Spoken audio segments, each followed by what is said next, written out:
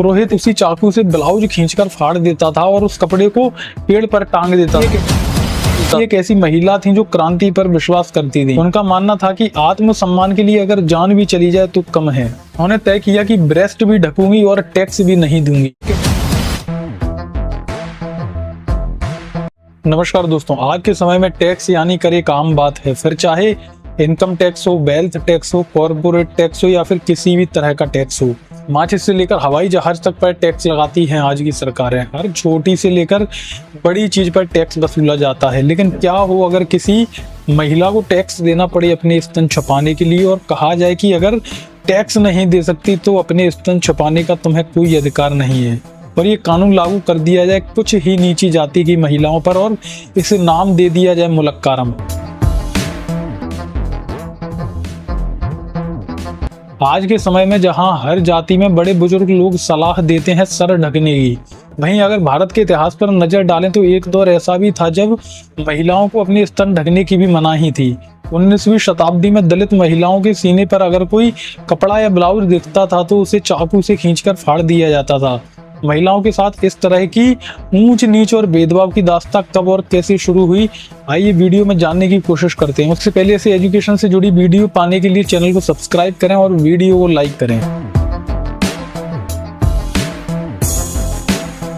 बात शुरू होती है सन 1719 में। मद्रास प्रेसिडेंसी में त्रावणकोर साम्राज्य की स्थापना होती है, जो आज के समय में केरल का हिस्सा है। राजा बनते हैं मार्तंड वर्मा, जिन्होंने 18वीं शताब्दी में डच लोगों को हराया और एक शक्तिशाली राजतंत्र की स्थापना करी, जिसने राज्य का विस्तार किया और उसे आधुनिक बनाया। साम्राज्य बना तो नियम कानून बने। दरबार में मुख्य पद पर बैठे लोग अपनी अपनी सलाह देने लगे। टैक्स लेने का सिस्टम बनाया गया। जैसे आज के समय में टैक्स लिए जाते हैं, उस समय भी कई तरह के टैक्स का नियम बनाए गए जो जनता शुरू से देती आ रही थी। लेकिन एक टैक्स और भी बनाया गया जिसे नाम दिया गया ब्रेस्ट टैक्स, मतलब स्तन कर, और ये टैक्स लागू कर दिया गया दलित वर्ग की महिलाओं पर। उस टैक्स में कहा गया था कि त्रावणकोर में निचली जाति की जो महिलाएं हैं वो अपने पैर से लेकर सिर्फ कमर तक कपड़ा पहन सकती हैं। अफसरों और ऊंची जाति के लोगों के सामने जब भी वे महिलाएं गुजरेंगी तो उन्हें अपनी छाती खुली रखनी पड़ेगी। अगर महिलाएं छाती ढकना चाहें तो उन्हें इसके बदले ब्रेस्ट टैक्स देना पड़ेगा। इस कुरीति में राजा और उसके अधिकारी इतना नीचे गिर गए कि टैक्स में भी 2 नियम बना दिए गए। जिसका ब्रेस्ट साइज बड़ा होगा उसको ज्यादा टैक्स देना पड़ेगा, और जिसका साइज छोटा होगा उसको टैक्स कम देना पड़ेगा। और तो और आपको ये जानकर भी ताज्जुब होगा कि इस कुरीति को त्रावणकोर की रानी भी सहयोग करती थी। यह रिवाज सिर्फ महिलाओं पर ही नहीं बल्कि पुरुषों पर भी लागू था। पुरुषों को सिर ढकने की परमिशन नहीं थी। अगर वे कमर से ऊपर कपड़ा पहनना चाहें या फिर सर उठाकर चलना चाहें तो इसके लिए भी उन्हें टैक्स देना पड़ेगा। यह व्यवस्था ऊंची जाति को छोड़कर सभी पर लागू कर दी गई थी। लेकिन वर्ण व्यवस्था में सबसे नीचे होने के कारण निचली जाति की दलित महिलाओं को इस नियम में सबसे ज्यादा बेइज्जती झेलनी पड़ी। दोस्तों, शूद्र पर यह अत्याचार सिर्फ त्रावणकोर ही नहीं बल्कि भारत में कई जगहों पर किया जाता था। डॉक्टर भीमराव अंबेडकर बताते हैं कि महाराष्ट्र में पेशवाओं के शासन काल में अछूतों पर इतनी कठोर पाबंदियां थी कि अगर कोई सवर्ण हिंदू पब्लिक रोड पर चल रहा होता था तो अछूत को उस सड़क पर चलने की परमिशन नहीं होती थी, क्योंकि उसकी परछाई से सवर्ण अपवित्र हो सकता था। हर अछूत को अपनी पहचान के रूप में गले पर या कलाई पर काला धागा पहनना पड़ता था। पेशवाओं की राजधानी पुणे में एक कठोर नियम भी बनाया गया था, जिसमें हर अछूत को अपनी पीठ पर झाड़ू बांधकर चलना पड़ता था ताकि उसके पैरों के निशान तुरंत साफ हो सकें। इसके अलावा अछूतों को गले में एक मिट्टी का मटका भी लटकाना पड़ता था, जिसमें उन्हें थूकना होता था ताकि उनका थूक सड़क पर गिरकर किसी सवर्ण हिंदू को अशुद्ध ना कर दे। इसके भी सालों बाद तक ये कुरीति हमारे भारत में चलती रही।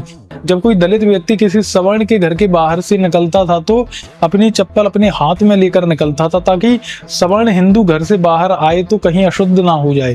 त्रावणकोर में जब कोई नादर वर्ग की महिला कपड़े से सीना ढकती थी तो सूचना राज पुरोहित तक पहुंच जाती थी।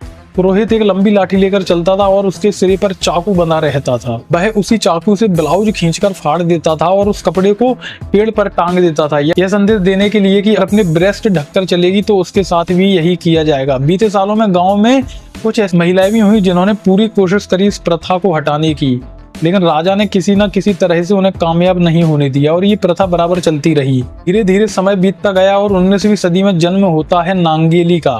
जब वो उम्र के साथ बड़ी हुई तो सोचने लगी कि टैक्स सिर्फ निचली जाति की महिलाओं पर ही क्यों थोपा गया है।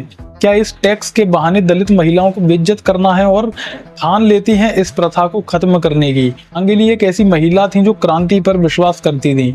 उनका मानना था कि आत्मसम्मान के लिए अगर जान भी चली जाए तो कम है। उन्होंने तय किया कि ब्रेस्ट भी ढकूंगी और टैक्स भी नहीं दूंगी। नांगेली का यह कदम उन अधिकारियों और उन लोगों के मुंह पर तमाचा था जो लोग इस कुरीति को अपना हक समझ बैठे थे।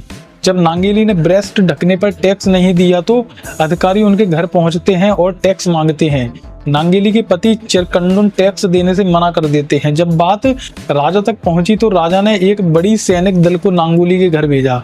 राजा का आदेश मानते हुए अफसर नांगेली के घर पहुंच गए। पूरा गांव इकट्ठा हो गया। अफसर बोले कि तुमने ब्रेस्ट ढके हैं तो तुम्हें ब्रेस्ट टैक्स देना होगा, किसी तरह की माफी तुमको नहीं मिलेगी। नांगेली बोलते ही हैं कि रुकिए, मैं टैक्स लेकर आती हूँ। नांगेली अपनी झोपड़ी के अंदर गई और जब कुछ देर के बाद बाहर आई तो लोग दंग रह गए। अफसरों की आंखें फटी की फटी रह गईं। नांगेली केले के पत्ते पर अपना कटा स्तन लेकर खड़ी थी। ये देखकर अफसर वहां से भाग निकले। लगातार ब्लीडिंग से नांगोली जमीन पर गिर पड़ी और फिर कभी नहीं उठ सकी।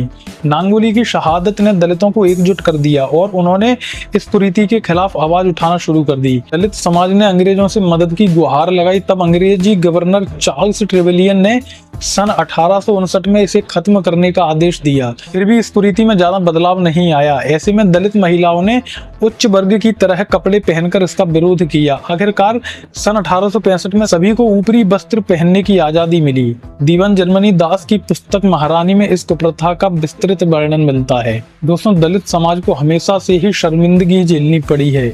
इसका सबसे बड़ा कारण ये था कि पढ़ा लिखा ना होना, क्योंकि बताया जाता है कि पहले पढ़ाई लिखाई पर सिर्फ कुछ ही जाति का अधिकार हुआ करता था। दलितों को शुरू से ही पढ़ाई लिखाई से वंचित किया गया था।